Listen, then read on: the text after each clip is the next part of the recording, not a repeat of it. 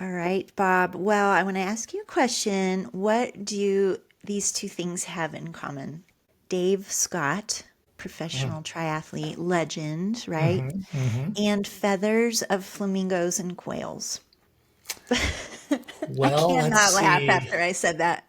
I don't even, okay, everyone, she has not briefed me on this question. I can't even fathom a guess, but the first thing that came to me was light, was colorful, because he's kind of colorful, I mean, like his Yeah, personality.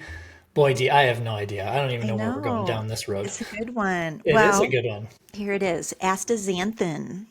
As to It's who? astaxanthin. I know it Oh, sounds, just being careful how I pronounce it, which is all one word, by the way. We'll have links in the show notes for those of you who may not know what this is. I mean, keep listening because we're going to give you a rundown of why we're talking about it, what it is.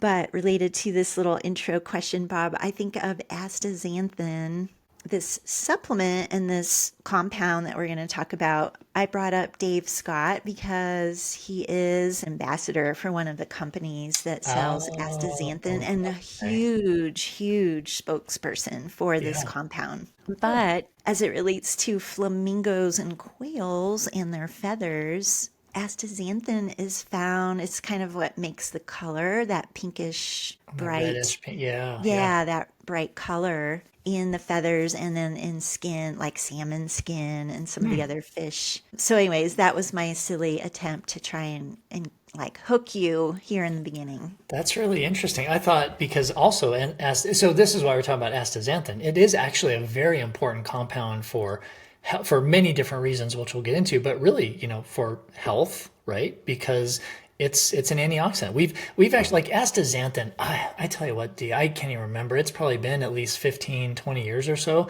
where astaxanthin popped on my radar as a Yeah. antioxidant because it's back in the days. Boom, Check. check.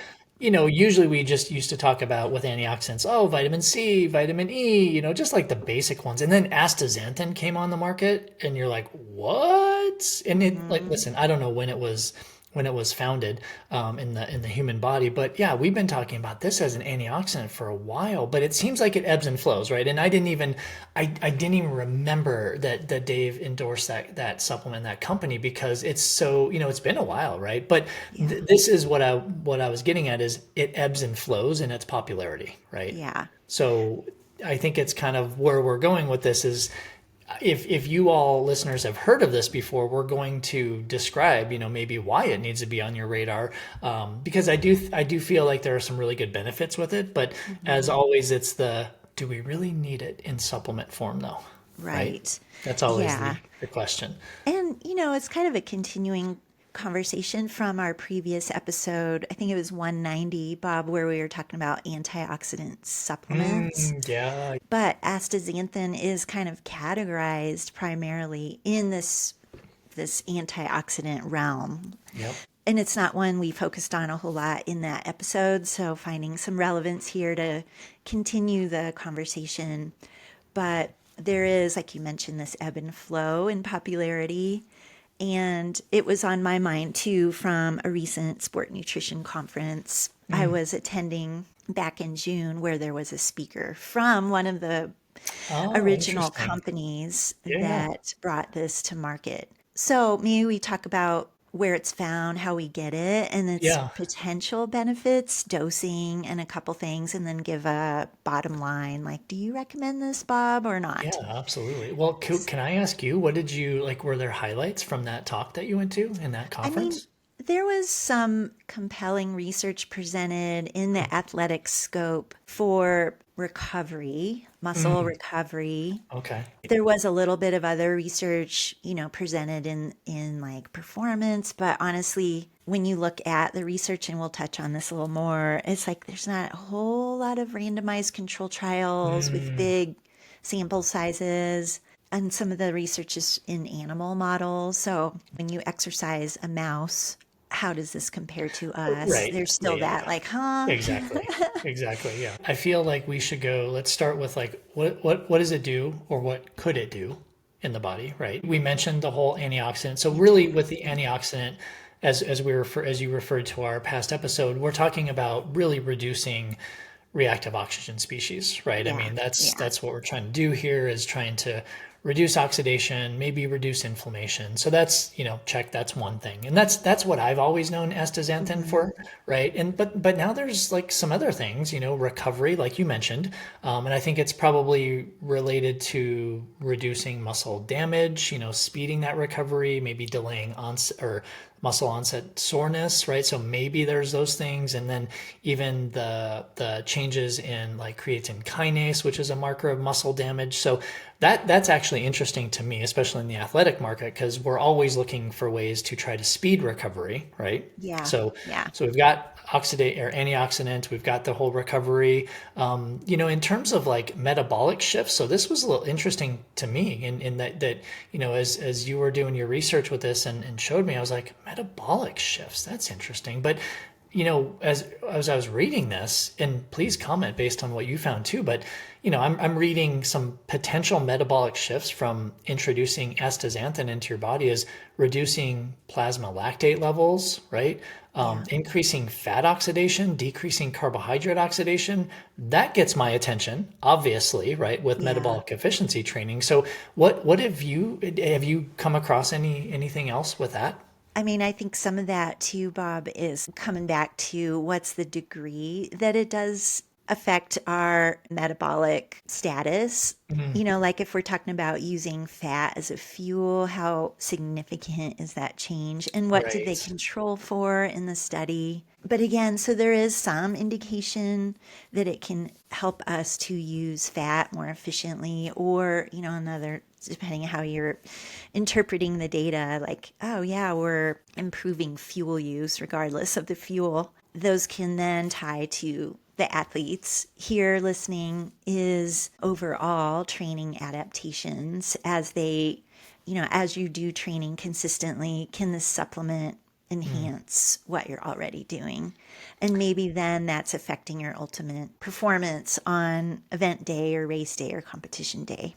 Yeah, it's true. And so along with the metabolic shifts or changes, there's also what you just kind of segued into was the exercise performance, right? So, from the reading that I've done that you presented was like even increasing mitochondrial biogenesis, which is really interesting to me too, because that is so hot right now is like Yeah. how do we improve mitochondrial health, biogenesis? So it kind of sounds like, so we're talking about antioxidant recovery from exercise, Yeah. metabolic shifts, exercise performance.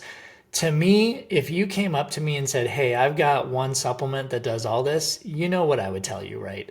I mean, I'd be like, I don't know about that, Dina, Sounds so because good. it does, right? But I mean, is it too good to be true? You're like, oh my gosh, like I could take Yeah. one supplement, and Hmm. and we'll talk about food here in a second, but I don't feel like a lot of people would actually go down that road with food as much, because I think we're also kind of in a supplement crazy time of our journeys. But I don't know if I would believe you, right? And like I see the data, I look at the data, I see what you Yeah. presented, but I'm like, God, really? Is one thing going to do that? Because I then we know. talk, because the one thing that brought that to my attention when you were talking about the metabolic shifts, like maybe increasing fat oxidation and decreasing carbohydrate oxidation, was how do you measure that, right? Because you and I both do metabolic efficiency testing, right?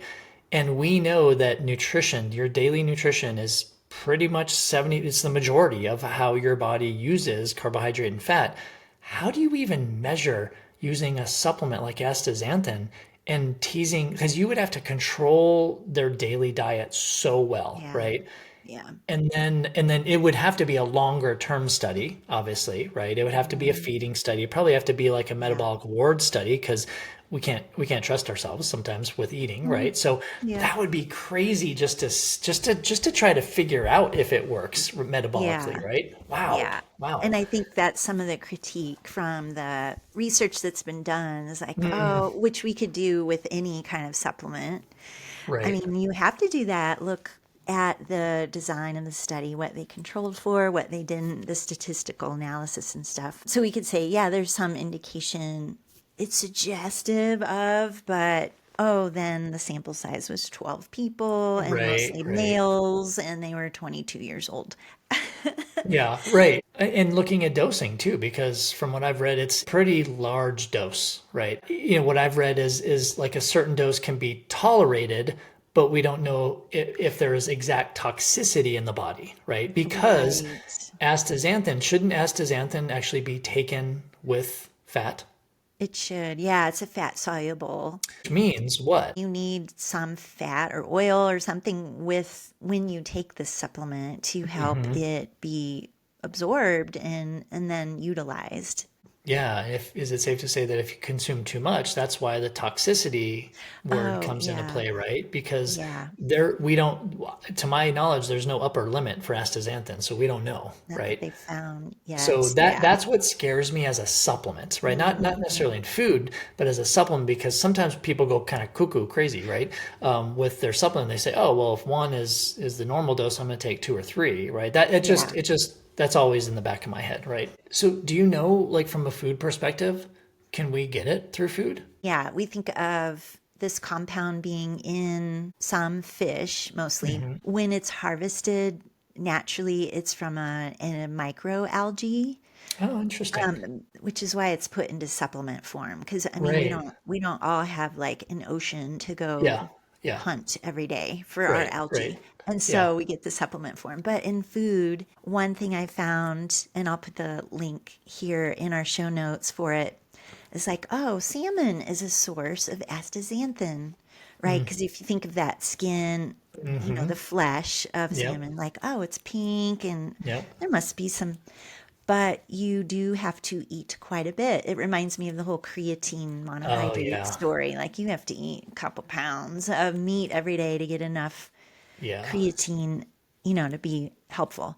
So, just as a reference, Bob, these farmed Atlantic salmon, let's say we're doing around a 4 ounce portion, that's going to get us about 1 milligram of astaxanthin. In contrast to wild Pacific salmon, 4 ounce portion will get about 4 times that amount. So Oh, four wow. milligrams, which Wow. really has been like on the low end of the dosing range, is Oh, four what is, milligrams per day. yeah, what is the range? I'm sure our listeners want to know, like how much, if they were trying to, Yeah. how much I think astaxanthin? the low common range is like 4 milligrams to about 12 milligrams per Mm, day. But then okay.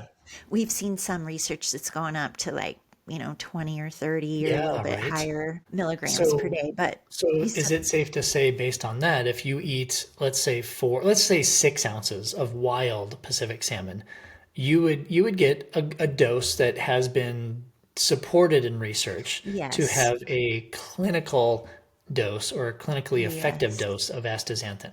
But we don't know, is this something you have to take every day, Oh, right? And right, for how right. long Yep, yep. until you see benefit? Yeah. I And mean, what benefits could those be? essentially you would need to eat the salmon every day, I think, Yeah. and probably 2 or 3 months at a time, just to then Yeah. determine, was this helpful for you, and then Yeah. ideally have all those things controlled, your environment, do your blood work, take your baseline Yes. measurements, Yes. all the things Exactly. that are very difficult in real life. Well, and then because astaxanthin is also an antioxidant, as we pointed out, we could go crazy. Like we know that, there has been like large doses of certain antioxidants can actually impair some physiological adaptations, right? And that's why we don't recommend taking antioxidants right after exercise anymore, right? Because it can actually Right. can slow down the recovery process. So I don't feel like we know if astaxanthin does that, but it's because of its antioxidant properties. I don't think we can rule Hmm. it out, right? So I think you're I, I, right. I think we're coming soon to the, oh, do you recommend it or not? But yeah, Yes. well, I mean, what else? So I also feel, let me go off on the whole salmon thing. I would love to eat salmon every single day, D. I mean, I like it. I like to prepare it differently, like all these great things. I just can't. I mean, can I? Yes. Will I? Probably not. But I also feel Hmm. like there are different societies or cultures that can do it more easy, and then less easy. So I feel like Yeah. if that's like the highest source of astaxanthin, that is, I feel, why people are going towards the supplement, right? Yeah. Because they just either don't like fish or they don't want to eat that much fish. I feel like there's a hurdle basically. And this is why we see astaxanthin in supplemental form, right? Yeah, and it being mostly an algae or a red yeast kind of source instead of fish can help. I think too, just for maybe on the sustainability piece, if you're looking to supplement with this, just choosing the products or the companies that have that in their production. Is it safe to say now that, because I was hearing what you were saying, is it safe to say or conclude that yes, there's been research done on this, yes, it's been around for some time, but there's still not significant conclusive evidence that this in supplemental form is absolutely necessary as an antioxidant, improve recovery, muscle function, all that stuff? Is that kind of where we're at, do you feel? Yeah, I would say that is a true good way to summarize some things there, Bob. Okay. So Yeah. with that said, I mean, have you read that, like, are there ongoing study? Like, do you feel like astaxanthin, if you're looking in your crystal ball, is astaxanthin going to continue to be studied or is it kind of fizzling out? I think it's an ongoing area to see its impacts. I mean, it's different than like vitamin C as an antioxidant because this isn't an essential nutrient. So I think Gotcha. there is that difference. But because we're such creatures of like, ooh, what's novel and what, this leveling Right. up that we're always Yeah. trying to do, a lot of us anyways, I think unfortunately it's probably going to be funded by a lot of the supplement companies. So we have to keep in mind potential bias there. But Yes, yes. I feel like because it's an antioxidant, I feel like it's getting lumped into the whole longevity yeah, market right now too. So I feel like, yeah, this one is not going to go away ever, to be honest with you. But because yeah. there's such a longevity focus in our world right now. Hmm. So D, the ending to this is, do you recommend it? Do we recommend it as a supplement? I feel like we're both on the same page, and yeah, if you can eat some more wild caught salmon, for sure. I Yeah, mean, there's so many benefits to salmon. I mean, it's not even funny. exactly. This is one of them. But in supplemental form, is this on your list? I would have it on the list, but it's probably going to be weighed down on the list. And also, I would still vote for fine tuning, optimizing all of your other pieces of daily nutrition through our food and looking at all of the other environment, lifestyle, recovery, sleep approaches that we have with much more robust research behind it before I would quickly suggest this supplement to be for all. Yeah. However, I would add, if we have checked all the boxes and this person in front of us is on the inflammation side, suffering with some other pain, joint pain, or some other issues. Okay, so far, this seems like a pretty safe supplement. If we've done our due diligence, Bob, I wouldn't be shy to add this into the mix, but again, it wouldn't be my first go to. Yeah, What about I can you? How do I you kind of kind of, agree. Yeah, I mean, I've got foundation supplements that always make sense for most yeah, people. Obviously, we titrate those and individualize and customize those, but this is definitely not a foundation supplement for me. hmm, It's more like on deck for me, right? So you're kind of, with the yeah, baseball analogy, you're on deck, you're kind of getting warmed up. This one, like it's showing some really good promise. It may step up to the plate, in terms of moving to the foundation supplement category for me. But right now, I kind of agree with you. It's not one that I'm going to automatically recommend, but I feel like it can be part of a supplement protocol if and when we check all the boxes of food, stress, sleep, recovery, and even looking at some other types of supplements that may do similar things to astaxanthin. And it's only, and again, it's not bad mouthing astaxanthin. I just don't feel like we have enough research yet to really get behind it 100%. that's a good way to kind of conclude this episode, I think, Bob. Listeners, hopefully now you know a little bit more about astaxanthin.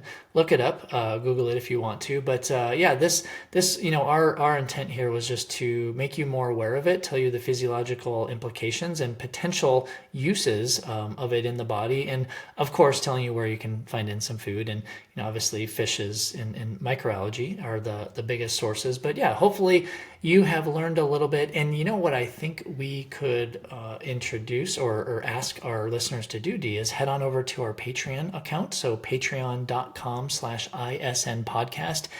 If you take astaxanthin, we'd love to know if you take, because here are my questions. What's the dosage, right? How often do Yeah. you take it? And most importantly, do you subjectively feel any different?